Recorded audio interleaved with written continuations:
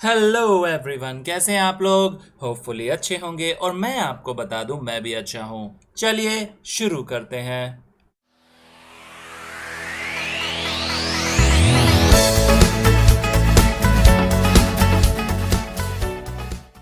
Next अब बात करते हैं सेक्शन 44 AB की, जो बताता है कि audit of accounts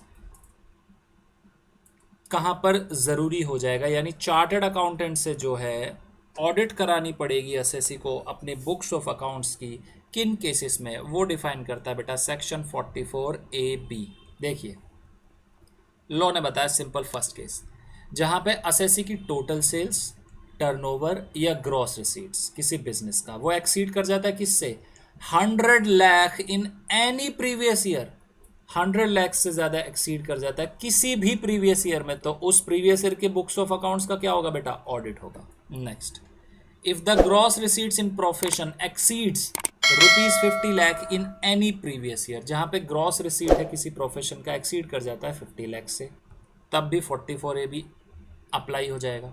where the assessee is covered under section 44 AE। देखिए, एक असेसी ने 44 AE लिया हुआ था and claims that the profit and gains from business are lower than the profit and gains computed on presumptive basis. In such case, normal monetary limits for tax audit in respect of business will not apply. देखिए, अगर section 44 AE किसी assessee ने लिया हुआ था और बाद में वो क्लेम कर रहा है कि मेरे जो प्रॉफिट्स कंप्यूट हुए हैं ये 44 AE में, अगर मैं ना लेता 44 AE तो कम आते, तो यहां पर लॉ बोलता है कि अगर 44 AE वो नहीं लेना चाहता तो उस केस में उसे क्या करना पड़ेगा, अपने बुक्स ऑफ अकाउंट्स बेटा ऑडिट कराने पड़ेंगे। याद करिए बेटा, 44 AA जो हमने पढ़ा उसमें क्या था, अगर कोई असेसी जो 44 AE में कवर है वो 44 AE में बोलता है कि मेरे प्रॉफिट ज़्यादा कंप्यूट हुए हैं, अगर मैं नॉर्मल कंप्यूट करता तो कम आते, तो वहाँ पर मैंडेटरी क्या था बेटा, बुक्स ऑफ अकाउंट मैंडेट कर दिया था। और यहाँ पे क्या मैंडेट कर रहे हैं, यहाँ पर टैक्स ऑडिट कर रहे हैं उन बुक्स ऑफ अकाउंट का। समझ आ गया। इन केस पर्सन अगर कोई 44 AE में क्लेम करता है कि जो मेरे प्रॉफिट्स कंप्यूट हुए हैं ये लोअर आएंगे अगर मैं इन्हें प्रेजेंटिव बेसिस पे ना कंप्यूट करूं, तो उस केस में उसे बुक्स ऑफ अकाउंट्स भी मेंटेन करना मैंडेटरी है और साथ ही बेटा उसे उन बुक्स ऑफ अकाउंट्स की ऑडिट कराना भी मैंडेटरी है। ठीक है। Next, where the assessee is carrying on a notified profession under section 44 AA and he claims that profits and gains from such profession are lower than the profits and gains computed on a presumptive basis under section 44 ADA and his income exceeds the basic exemption limit। देखिए, 44 ADA जो होता है वो प्रेजेंटिव income का ही section है, किसके लिए, professionals के लिए। तो उस केस में लॉ बोल रहा है कि अगर कोई नोटिफाइड प्रोफेशन जिसने 44 ADA में प्रेजेंटिव बेसिस पर इनकम कंप्यूट की और वो क्लेम करता है कि मेरी इनकम कम आएगी अगर मैं नॉर्मल बेसिस पे कंप्यूट करूं, तो लॉ वहां पर बोलता है कि उसे बुक्स ऑफ अकाउंट मेंटेन करना जरूरी है और साथ ही क्या करना है बेटा, अपने उन अकाउंट्स का ऑडिट कराना जरूरी है। लेकिन एक बात यहां पे ध्यान रखना बेटा, थर्ड पॉइंट और फोर्थ पॉइंट में डिफरेंस के बारे में मैं आपको बताता हूं। ऑडिट कब कराना जरूरी है बुक्स ऑफ अकाउंट का, दो केस बताए लॉ ने। अगर एसएससी का बिजनेस है तो उसका टर्नओवर, ग्रॉस रिसीट या सेल 100 लाख से ज़्यादा हो जाए, यानी 1 करोड़ से ज़्यादा हो जाए, तब ऑडिट कराना ज़रूरी है। और प्रोफेशन के केस में 50 लाख से ज़्यादा हो जाए तो कराना ज़रूरी है। थर्ड पॉइंट और फोर्थ पॉइंट में क्या डिफरेंस है बेटा, थर्ड पॉइंट में ये बोला गया है कि अगर कोई पर्सन 44 AE जिसने लिया हुआ है, अगर वो क्लेम करता है कि मेरे प्रॉफिट जो है हाइयर कंप्यूट हुए हैं प्रेजेंटिव बेसिस पर, नॉर्मल बेसिस पे करता तो इनकम कम आती, तो बेटा वहां पर ये 1 करोड़ वाली जो लिमिट है वो एप्लीकेबल नहीं होगी। वहां पर उसे ऑडिट कराना ही कराना होगा और बुक्स ऑफ अकाउंट मेंटेन करना जरूरी होगा ही। लेकिन फोर्थ पॉइंट में क्या डिफरेंस है वो समझिए बेटा। फोर्थ पॉइंट में वो बोलते हैं कि जहां पर एसएससी नोटिफाइड प्रोफेशन कैरी कर रहा है और प्रिजम्पटिव बेसिस पे जब उसने इनकम कंप्यूट करी 44 ADA में, तो वो बोलता है कि मेरी ये इनकम जो कंप्यूट होके आई है वो ज़्यादा आई, अगर मैं नॉर्मली इसे कंप्यूट करता तो वो कम आती। तो उस केस में लॉ बोलता है ऑडिट असेसी की तभी होगी अगर उसकी इनकम 2,50,000 से ज़्यादा एक्सीड करती है। ठीक है बेटा, समझ आ गया। सेम जो बात की गई है वो बात की गई है बेटा 44 AD के केस में, where the basic assessee where the assessee is covered under section 44AD subsection 4 and his income exceed the basic exemption limit. 44AD subsection 4 क्या बोलता था बेटा, अगर एक बार चूज कर लिया 44AD तो 5 साल के लिए चूज करना पड़ेगा, एक साल चूज किया और अगले साल चूज नहीं करते तो 5 साल के लिए बाहर हो जाओगे। तो उस केस में लॉ क्या बोल रहा है, ऑडिट कराना पड़ेगा बुक्स ऑफ अकाउंट का। कब कराना पड़ेगा, अगर उसकी इनकम बेसिक एग्जम्पशन लिमिट से ज्यादा है। ठीक है बेटा, इतना समझ आ गया। 44 AE AD ADA अभी करते हैं बेटा तीनों सेक्शन को। फर्दर नेक्स्ट पॉइंट इज बेटा ऑडिट रिपोर्ट। अब बात की गई है जिस पर्सन की ऑडिट हुई है फिर उसे अपनी ऑडिट रिपोर्ट जो है वो सबमिट करानी पड़ती है एक प्रिस्क्राइब फॉर्म में। रूल 6G ने जो है वो फॉर्म बताए हुए हैं बेटा, 3CA 3CB 3CD ये ऑडिट रिपोर्ट के फॉर्म होते हैं जो रिटर्न के साथ बेटा फर्निश किए जाते हैं। Next, accounts audited under other statutes are considered. तो लॉ बोल रहा है बेटा इन केस असेसी के जो अकाउंट्स हैं वो ऑडिटेड हो चुके हैं अगर किसी अदर स्टैट्यूट्स में, सपोज कंपनी लॉ की हम बात करें, अगर कंपनी लॉ में किसी कंपनी के अकाउंट्स ऑडिट हो चुके हैं तो यहाँ पर फिर उसे दोबारा ऑडिट होने की ज़रूरत नहीं है। कंपनी के जो अकाउंट्स एक बार ऑडिटेड हो चुके हैं बेटा कंपनीज एक्ट के अकॉर्डिंग वो ही यहाँ पर एप्लीकेबल हो जाएंगे, सिंपल ये बताया गया। ठीक है, नॉन एप्लीकेबिलिटी। अब बात करते हैं ये सेक्शन कहाँ पर एप्लीकेबल नहीं है, तो समझिए बेटा, अगर एसएससी का टोटल सेल्स या turnover under section 44AD 1 crore से ज़्यादा एक्सीड कर जाता है लेकिन 2 करोड़ से एक्सीड नहीं करता तो उसे ऑडिट कराने की ज़रूरत नहीं है। समझ आ गया बेटा।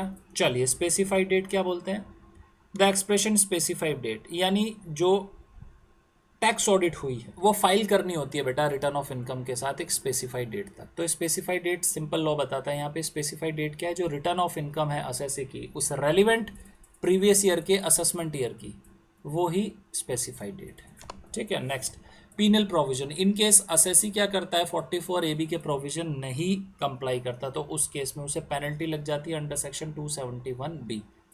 ठीक है बेटा, चलिए नेक्स्ट अब बात करते हैं सेक्शन 44AD की। अब समझते हैं प्रिजम्पटिव इनकम। देखिए ये जो प्रिजम्पटिव इनकम के केसेस हैं अब हम स्टार्ट करने जा रहे हैं, 3 सेक्शन हैं यहाँ पर। इन तीनों सेक्शन में एक चीज़ जो है वो कॉमन होगी कि असेसी को बुक्स ऑफ अकाउंट मेंटेन करना ज़रूरी नहीं होगा, असेसी को कंप्लायंसेस भी बहुत कम करनी होगी। सिंपल असेसी का टर्नओवर या ग्रॉस रिसीट चेक की जाएगी और उसके बेसिस पे एक सर्टेन परसेंटेज डिफाइन कर रखी है, उतनी उसे इनकम मान ली जाएगी। ये होता है बेटा प्रेजेंटिव इनकम, यानी सिंपल कंप्लायंसेस काम कर रहे हैं असेसी की इनकम टैक्स में। आप सिंपल क्या करिए, अपनी इनकम ऑफर करिए कि मेरी इतनी इनकम या टर्नओवर इतना है, आप उसका परसेंटेज कैलकुलेट करके गवर्नमेंट को टैक्स जो बनता है वो पे कर दीजिए। सिंपल ये है प्रेजेंटिव टैक्सेशन के केसेस।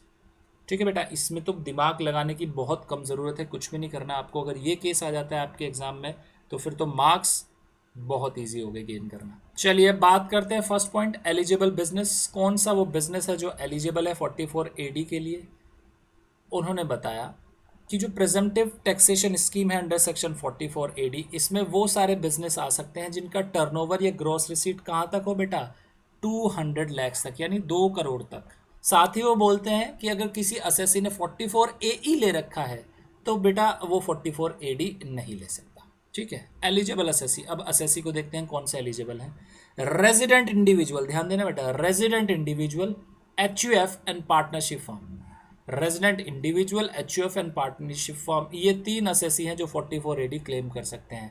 तो क्या सर पार्टनरशिप फर्म में LLP भी इंक्लूड हो जाएगी, जैसे हमने पढ़ा था 40B, वहाँ पर जब हम डिसअलाउंसेस के बारे में पढ़ रहे थे तो उस केस में पार्टनरशिप फर्म में LLP को भी इंक्लूड किया गया था। तो 44AD में भी है, आंसर इज नो। यहाँ पर बेटा LLP को इंक्लूड नहीं किया गया है, LLP बाहर है, LLP 44AD नहीं ले सकती।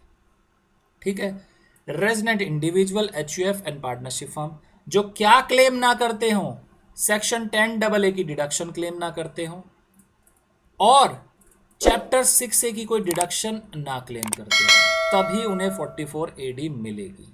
ठीक है, समझ आ गया। चलिए, प्रिजम्पटिव रेट ऑफ टैक्स। अब कितना रेट ऑफ टैक्स लगेगा, तो लॉ बोल रहा है simple 8% of the total turnover और ग्रॉस रिसीट। जितना भी टोटल टर्नओवर या ग्रॉस रिसीट है उसका 8% जो है आपका क्या हो जाएगा, इनकम मान ली जाएगी। अब उस इनकम पर फिर टैक्स कंप्यूट होगा।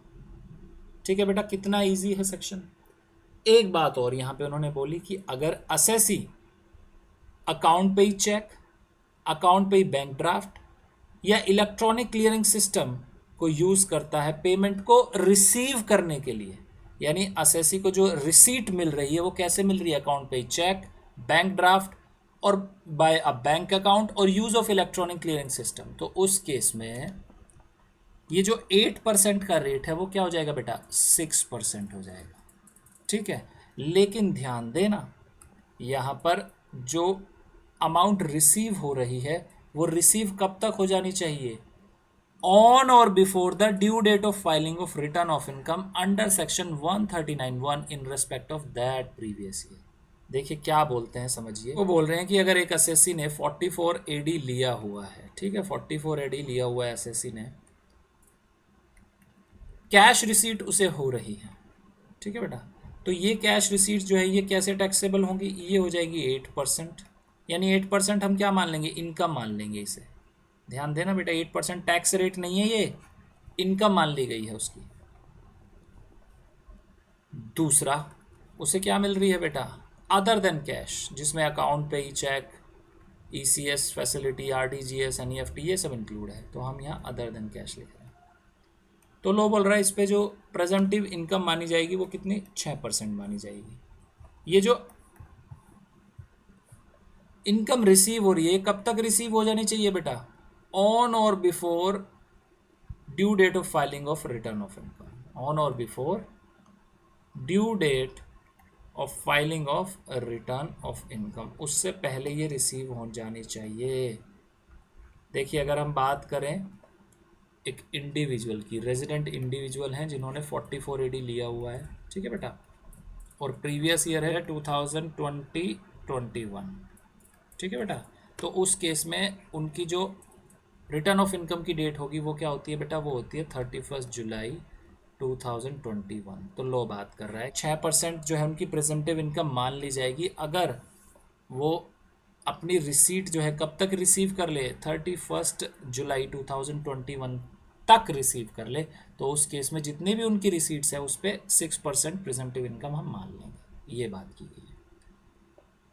चलिए नेक्स्ट अब बात करते हैं, no further deduction would be allowed. देखिए जैसे कि असेसी जो बुक्स ऑफ अकाउंट मेंटेन करते हैं उन्हें तो बेटा सेक्शन 30 से लेके 38 तक डिडक्शन मिल जाती है एक्सपेंसेस की, जैसे हमने समझा।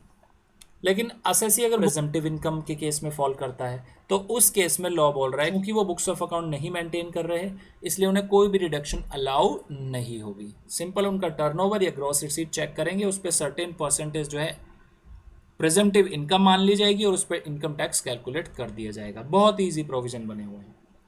Next, WDV of the value of assets. बेटा कोई WDV नहीं होगा, डीम टू बी कैलकुलेटेड मान ली जाएगी, कोई WDV कैलकुलेट करने की जरूरत नहीं है। Next, relief from maintenance of books of account, जैसे कि हमने पढ़ा बुक्स ऑफ अकाउंट मेंटेन करने की जरूरत नहीं है, ऑडिट भी मेंटेन करने की जरूरत नहीं है, लेकिन 2 करोड़ जैसी एक्सीड होगा ऑडिट की रिक्वायरमेंट आ जाएगी एसएससी की और बुक्स ऑफ अकाउंट भी मेंटेन करने पड़ेंगे, ठीक है। Next 7th point, higher threshold for non-audit of account for assessee opting for presumptive taxation under section 44 AD। इस पॉइंट में बताया गया बेटा कि जो पर्सन 44 AD लेते हैं उनके लिए ऑडिट की जो लिमिट है, टैक्स ऑडिट की जो लिमिट है 44 AB वाली, वो एक्सीड कर दी गई, यानी हायर थ्रेशोल्ड दे दिया गया है उन्हें। अगर असेसी 44 AD ऑप्ट नहीं करता तो बेटा उन्हें जैसे उनका टर्नओवर कितने से एक्सीड करता है, 1 करोड़ से, तो वहाँ पे उन्हें ऑडिट कराना पड़ता है, टैक्स ऑडिट। तो लॉ यहाँ पे बोल रहा है अगर 44 AD एसएससी ने लिया है तो उसे 1 करोड़ की बजाय 2 करोड़ एक्सीड जब हो जाएगा तब टैक्स ऑडिट की रिक्वायरमेंट होगी, ठीक है। Next is advance tax. Advance tax जब हम पढ़ेंगे चैप्टर तो वहाँ पर हम अच्छे से समझेंगे ही।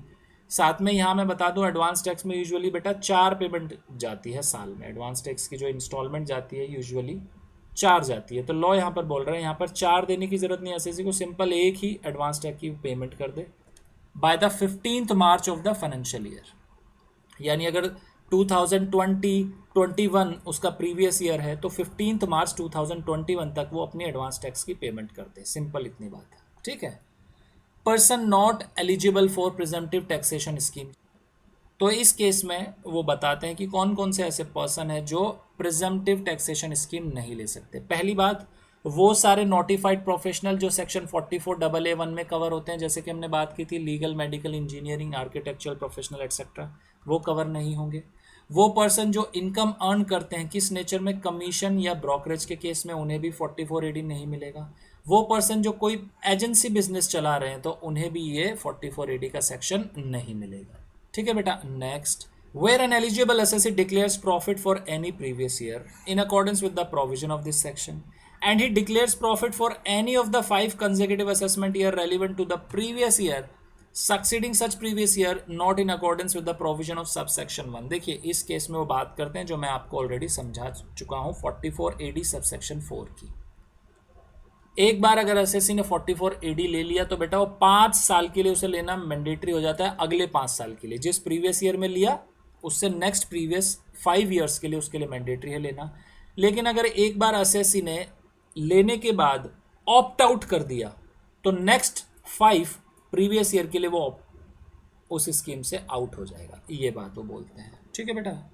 चलिए next, an eligible assessee to whom the provision of subsection 4 are applicable whose total income exceed the basic exemption limit। जैसे कि हमने बात की थी 44AB पढ़ते समय, वही यहाँ पर प्रोविजन रिपीट किया गया है कि अगर एक एसएससी जिस पर 44AD सबसेक्शन 4 एप्लीकेबल हो गया तो उसे क्या करना पड़ेगा बेटा, 44 एप्लीकेबल हो गया और उसकी जो इनकम है वो बेसिक एग्जम्पशन लिमिट से ज़्यादा है, तो उस केस में एसएससी को बुक्स ऑफ अकाउंट्स भी मेंटेन करने पड़ेंगे और उन बुक्स ऑफ अकाउंट्स का उसे ऑडिट भी कराना पड़ेगा। ठीक है बेटा। तो ये था हमारा सेक्शन 44AD। अब बात करते हैं नेक्स्ट सेक्शन इज 44ADA। ये सेक्शन बेटा मिलता जुलता सेक्शन है 44AD से, लेकिन इसमें डिफरेंस क्या है, ये सेक्शन जो एप्लीकेबल है, ये सेक्शन एप्लीकेबल है प्रोफेशनल्स के लिए। ठीक है। Presumptive taxation scheme for assessee engaged in eligible professions. तो लो यहाँ पर बोलता है कि एलिजिबल प्रोफेशन कौन कौन से है, पहले तो ये डिफाइन करिए। वो प्रोफेशन जो है बेटा नोटिफाइड प्रोफेशन 44AA के अकॉर्डिंग, वो ही प्रोफेशन यहाँ पर कवर किए जा रहे हैं। साथ ही में जो उनकी ग्रॉस रिसीट की लिमिट है वो कितनी होनी चाहिए, वो बेटा 50 लाख से ज़्यादा नहीं होनी चाहिए, does not exceed 50 lakh rupees in a previous year, तभी उन्हें 44ADA मिलेगा। प्रिजम्पटिव रेट ऑफ टैक्स क्या रहेगा, यानी प्रिजम्पटिव रेट ऑफ इनकम। तो इस केस में हमने 44AD के केस में 8 और 6 पढ़ा था, 8% और 6% पढ़ा था, यहाँ पर बेटा 50% है। 50% ऑफ टोटल ग्रॉस रिसीट्स जो होंगी वो इनकी इनकम कंसिडर कर ली जाएगी। एलिजिबल एसएससी की बात करते हैं। एलिजिबल एसएससी कौन सा, रेजिडेंट होना चाहिए, एंगेज होना चाहिए कौन से प्रोफेशन में, जो नोटिफाइड प्रोफेशन है अंडर सेक्शन 44AA सबसेक्शन 1, और टोटल ग्रॉस रिसीट्स कितनी होनी चाहिए, 50 लाख तक होनी चाहिए। ठीक है बेटा। सेम प्रोविजन है बेटा हमारे 44AD वाले, नो फर्दर डिडक्शन अलाउड, 30 और 38 तक कोई डिडक्शन नहीं मिलेगी। रिटर्न डाउन वैल्यू क्या हो जाएगी, deem to have been calculated. Relief from maintenance of books of accounts and audit, yes relief मिली हुई है, बुक्स ऑफ अकाउंट्स भी मेंटेन नहीं करने, ऑडिट भी नहीं करने। Option to claim lower profit, तो अगर एसएससी ऑप्शन लेता है लोअर प्रॉफिट क्लेम करने के लिए तो उसे उस केस में क्या करना पड़ेगा, उसकी amount maximum amount not chargeable to tax, यानी 2.5 लाख से ज़्यादा एक्सीड करती है तो उसे बुक्स ऑफ अकाउंट भी मेंटेन करने पड़ेंगे और उनका ऑडिट भी कराना पड़ेगा। ठीक है बेटा। एडवांस टैक्स, तो सिंपल यहाँ पर भी एडवांस टैक्स की जो डेट है वो भी है 15 मार्च ऑफ द फाइनेंशियल ईयर। समझ आ गया बेटा। 2 सेक्शन हमारे कवर हो गए प्रेजम्पटिव इनकम के, 44AD और 44ADA।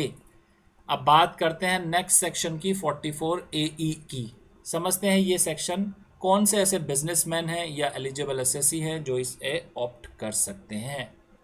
Special provision for computing profit and gains of business of plying, hiring or leasing goods carriage. Eligible business, this section provides for estimating business income of an owner of goods carriages from the plying, higher और leasing of such goods carriages. देखिए basically ये जो section available है ये किसे है बेटा, transporter को है, एक ऐसे ओनर का जो किसमें एंगेज हो, goods carriages from plying, higher और लीजिंग ऑफ गुड्स कैरेजेस। ठीक है बेटा। अब बात करते हैं बेटा एलिजिबल एसएससी की।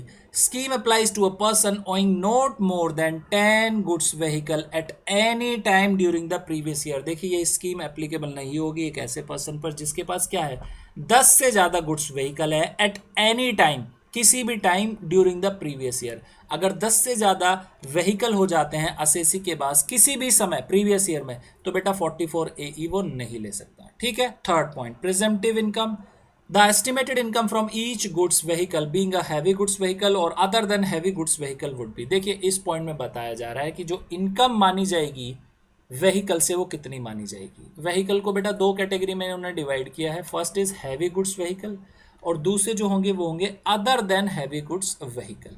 प्रिजम्पटिव इनकम समझिए, हैवी गुड्स व्हीकल के केस में 1000 per ton of gross vehicle weight or unladen weight as the case may be for every month or part of the month। ध्यान देना बेटा, पूरा महीना भी कवर कर लिया गया है और अगर 2 दिन भी वो व्हीकल चल रहा है उस महीने में तब भी उसका पूरे महीने के हिसाब से कैलकुलेट किया जाएगा। सर कितना इनकम कंसीडर करेंगे, तो लॉ बोल रहा है 1000 per ton of gross vehicle weight. 1000 per ton के हिसाब से जो भी उसका वेट होगा व्हीकल का, ग्रॉस वेट या अनलेडल वेट। सर ये हमें कहाँ से मिलेगा, बेटा टेंशन ना ले, क्वेश्चन प्रोवाइड कराएगा आपको कि जितना भी व्हीकल का वेट होगा या तो उसका ग्रॉस व्हीकल का वेट देगा क्वेश्चन या अनलेडन वेट देगा, ठीक है, उसको आप 1000 पर टन के हिसाब से कंप्यूट करेंगे। ठीक है बेटा। दूसरा case other than heavy goods vehicle, उसके केस में 7500 फॉर एवरी मंथ और part of the month. Other than heavy goods vehicle के केस में कितना है, 7500 है फॉर एवरी मंथ और part of a month during which such vehicle is on by the assessee for the previous year. किस previous year में देखना है, जब असेसी ने वो ऑन कर रखे हो व्हीकल। ठीक है बेटा। चलिए बेटा एक बार heavy goods vehicle or other than heavy goods vehicle की जो डेफिनेशन है उसे समझ लें। हैवी गुड्स व्हीकल का मतलब क्या है, any goods carriage the gross vehicle weight of which exceeds 12,000 kilogram. वो व्हीकल जिसका ग्रॉस वेट किससे ज्यादा हो, 12,000 किलोग्राम से, यानी 12 टन से। एक टन में 1000 किलोग्राम होते बेटा। ठीक है। Next gross vehicle weight. Gross vehicle weight का मतलब क्या होता है, total weight of the vehicle and load certified and registered by the registering authority as permissible for that vehicle. देखिए ग्रॉस व्हीकल वेट में बताते हैं कि जो व्हीकल है उसका वेट प्लस जो लोड सर्टिफाई किया है रजिस्टरिंग अथॉरिटी ने कि ये जो व्हीकल है ये इतना लोड जो है कैरी कर सकता है, तो उस केस में उन दोनों का टोटल किया जाएगा, वो क्या निकल के आएगा, ग्रॉस व्हीकल वेट हो जाएगा। अनलेडन वेट किसे बोलते हैं बेटा, the weight of a vehicle or trailer including all equipment ordinary used with the vehicle or trailer then working but excluding the weight of driver or attendant and where alternative parts or bodies are used the unladen weight of the vehicle means the weight of the vehicle with the heaviest such alternative body. देखिए क्या बोलते हैं, unladen का मतलब बेटा खाली, यानी जो व्हीकल है उसमें कोई भी वजन नहीं रखा गया है, प्लस कोई ड्राइवर नहीं है, कोई भी अटेंडेंट नहीं है, उसमें जितना भी उसका वेट बन रहा है वो अनलेडन वेट है। चलिए एग्जाम्पल कर लेते हैं, एग्जाम्पल से और अच्छे से समझ आएंगे provision. Mister X commences the business of operating goods vehicle on 1 April 2019. He purchased the following vehicles during the previous year 1920. Compute his income under section 44 AE for assessment year 2020-21. Mister x हैं बेटा, उन्होंने vehicle purchase किए हैं previous year 1920 में following. अब जो है उनकी इनकम कंप्यूट करिए 44 AE के हिसाब से। तो व्हीकल यहाँ पे दिए हुए हैं बेटा, ग्रॉस व्हीकल वेट दिया हुआ है 7,000, 6,500, 10,000, 11,000, 15,15। तो इसमें हैवी व्हीकल कौन सा हो गया बेटा, एक तो हो गया 5 और एक हो गया 6, क्योंकि 12,000 से ज़्यादा एक्सीड कर रहे हैं। ठीक है बेटा। नेक्स्ट नंबर, दो व्हीकल 7,000 वाले हैं तो एक बार टोटल कर लेते हैं, कितना हो गया, 2 + 1 3, 3 + 6 6 1 7 7 + 2 9 9 + 1 10, तो टोटल 10 है, यानी 44 AE वो ले सकते हैं। Would your answer change if the goods vehicle purchase in April 2019 were put to use only in July 2019? तो उससे बेटा कोई चेंज नहीं होगा, पुट टू यूज का कोई कंसेप्ट नहीं है यहाँ पर। यहाँ पे ऑनरशिप का है। लॉ बोलता है कि अगर ऑन करता है व्हीकल 10 से ज्यादा तो एप्लीकेबल नहीं होगा। पुट टू यूज कब कर रहा है एसएससी, उससे हमारा कोई रेलिवेंस नहीं। तो चलिए कैलकुलेट करते हैं बेटा, स्टेटमेंट बनाएंगे बेटा। सबसे पहले statement showing computation of income. ठीक है बेटा, कंप्यूटेशन ऑफ इनकम। आइए ज़रा फटाफट से कैलकुलेट करते हैं।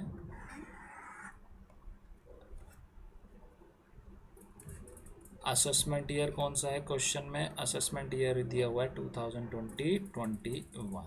चलिए बेटा लेफ्ट में लिखिए पर्टिकुलर्स, पर्टिकुलर्स, और राइट में आ गए हमारे अमाउंट, अमाउंट ये रुपीस। तो सबसे पहले बात करते हैं बेटा हैवी गुड्स व्हीकल की। हैवी गुड्स व्हीकल फर्स्ट कितना दिया हुआ है बेटा? उसका ग्रोस व्हीकल वेट 15,000 दिया हुआ है, ठीक है, और किलोग्राम में दिया हुआ है। तो अगर इसे हम टन में कन्वर्ट करेंगे तो 1000 से डिवाइड करेंगे। तो सिंपल यहाँ पे करिए 15,000 डिवाइडेड बाय 1000, ये कितना आ गया? ये सिर्फ मैं आपको एक बार कराऊंगा, फिर आपको खुद कंप्यूट करना है। ये हो गया 15 टन, ठीक है बेटा। अब वो क्या बोलते हैं, पर टन कितनी इनकम है? पर टन इसकी इनकम मानी जाएगी 1000, ठीक है। चलिए नेक्स्ट, अब ये जो ऑपरेट हुआ है, फिफ्थ नंबर की बात कर रहे हैं बेटा, ये 2 व्हीकल हैं इंटू 2, 2 व्हीकल हैं एसएससी के पास। और ये कब परचेज किया है बेटा? ये किया गया सर अगस्त में। तो कितने महीने से ऑन कर रखा है? अगस्त, सितंबर, अक्टूबर, नवंबर, दिसंबर, जनवरी, फरवरी, मार्च। कितने हो गए टोटल बेटा? 8 मंथ्स हो गए। 8 इंटू 8 कंप्यूट करिए कितना आएगा? ये आएगा 2,40,000, ठीक है। नेक्स्ट दूसरे हैवी गुड्स व्हीकल की बात करते हैं। उसका भी सेम वेट है, यानी 15 ton into 1000 per ton income into कितने व्हीकल हैं? 1 इंटू फेब में परचेज किया गया, फेब मार्च, यानी 2 महीने, इक्वल्स टू ये कितना हो गया? ये हो गया बेटा 30,000। टोटल हैवी गुड्स का कितना हो गया? 2,70,000, ठीक है बेटा। चलिए नेक्स्ट अब बात करते हैं other than heavy goods vehicle. Other than heavy goods vehicle, सबसे फर्स्ट फिगर फटाफट से लिख लेते हैं। इस केस में इनकम कितनी मानी जाती है बेटा? 7,500 पर मंथ और पार्ट ऑफ द मंथ, ठीक है। फर्स्ट कितने व्हीकल है बेटा? 2 व्हीकल हैं। और डेट ऑफ परचेज क्या है उनकी? डेट ऑफ परचेज सर अप्रैल, यानी 12 के 12 महीने रहे वो, ठीक है बेटा। बी क्या है? एक व्हीकल है बेटा, 7,500 इंटू 1, और ये कितने महीनों रहा? 1 महीने रहा बेटा, ठीक है। नेक्स्ट हो गया सी कितना है हमारा? 3 व्हीकल हैं अब, 7,500 इंटू 3, और ये कब परचेज किया? जुलाई में। तो जुलाई से निकालिए, जुलाई, अगस्त, सितंबर, अक्टूबर, नवंबर, दिसंबर, जनवरी, फरवरी, मार्च, यानी 9 मंथ्स हो गए बेटा, 9 मंथ्स, ठीक है। नेक्स्ट जो रहा है व्हीकल वो जनवरी में परचेज किया गया है, ठीक है। डी 7,500 इंटू एक व्हीकल, और जनवरी, फरवरी, मार्च 3 महीने, ठीक है बेटा। आप बेटा इसे फटाफट से कैलकुलेट करिए कितना आएगा। तो ये अमाउंट आएगी बेटा 1,80,000, ये सिंपल 7,500, और ये हो गई 2,02,500, नेक्स्ट 22,500। सबको ज़रा कंप्यूट करिए कितना आएगा।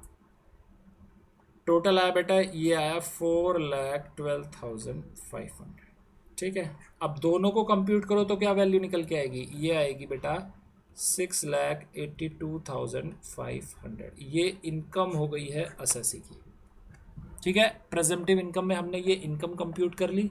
अब इसके ऊपर जो होता है एसएससी को टैक्स देना पड़ता है, ठीक है बेटा। समझ आ गया? तो ये एग्जाम्पल हमने कवर कर लिया। आगे जो है डिफरेंस बताया गया सेक्शन 44 एडी, एडीए और एई में। चलिए एक बार डिफरेंस कर लेते हैं। तो एलिजिबल एसएससी कौन है 44 एडी में? Resident individual HUF partnership firm है जिसमें एलएलपी इंक्लूड नहीं है, और साथ ही वो जो पर्सन है उसने क्या ना लिया हो? सेक्शन 10AA की डिडक्शन ना ली हो, और चैप्टर 6A की भी डिडक्शन उसने ना क्लेम की हो, ठीक है बेटा। 44 एडीए के केस में देखें तो रेजिडेंट असेसी एंगेज होना चाहिए notified professionals as specified under section 44AA1, ठीक है। और 44 एई की बात करें तो उसमें असेसी जो है plying, hiring, leasing of goods carriages में एंगेज होना चाहिए। साथ ही गुड्स कैरेजेस जो हैं वो नॉट मोर देन 10 होनी चाहिए eight any time during the previous year. अब किस किस पर एप्लीकेबल नहीं होता 44 एडी, तो वो लॉ बताता है वो पर्सन जो प्रोफेशनल है अंडर सेक्शन 44 AA वाला नोटिफाइड प्रोफेशनल, वो पर्सन जो अर्न कर रहा है इनकम कोई कमीशन या ब्रोकरेज के केस में, वो पर्सन जो एजेंसी बिजनेस कर रहा है उसे भी 44 एडी नहीं मिलता, ठीक है बेटा। नेक्स्ट, एलिजिबल बिजनेस या प्रोफेशन, तो इसमें लॉ बताता है कि वो बिजनेस जिसका टर्नओवर या ग्रॉस रिसीट प्रीवियस ईयर में 200 लाख तक हो, यानी 2 करोड़ तक हो, तो उसे 44 एडी मिल जाएगी। 44 एडीए के केस में जिसकी ग्रॉस रिसीट 50 लाख तक हो, और 44 एई के केस में जो बिजनेस होना चाहिए प्लाइंग, हायरिंग और लीजिंग का होना चाहिए गुड्स कैरेजेस का, ठीक है बेटा।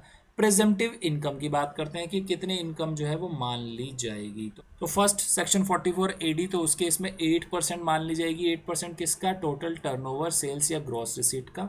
और अगर वो रिसीट्स जो है वो रिसीव हो रही है किससे? अदर देन कैश, जो प्रिस्क्राइब्ड मोड्स हैं उनमें रिसीव हो रही है, तो उसमें 6% हो जाएगा, ठीक है। नेक्स्ट, एडीए के केस में 50% ऑफ टोटल ग्रॉस रिसीट्स, वो मान ली जाएगी प्रेजेंटिव इनकम। 44 एई के केस दो व्हीकल डिफाइन किए गए हैं, एक है हैवी गुड्स व्हीकल, एक है other than heavy goods vehicle. Heavy goods vehicle के केस में जो प्रेजेंटिव इनकम होगी वो 1000 rupees per ton of gross weight per month और पार्ट ऑफ द मंथ। दूसरी बात, अदर देन हैवी व्हीकल के केस में ये हो जाएगी 7500 रुपीज़ पर मंथ और पार्ट ऑफ द मंथ, ठीक है बेटा। चलिए नेक्स्ट, नॉन अलाउबिलिटी ऑफ डिडक्शन।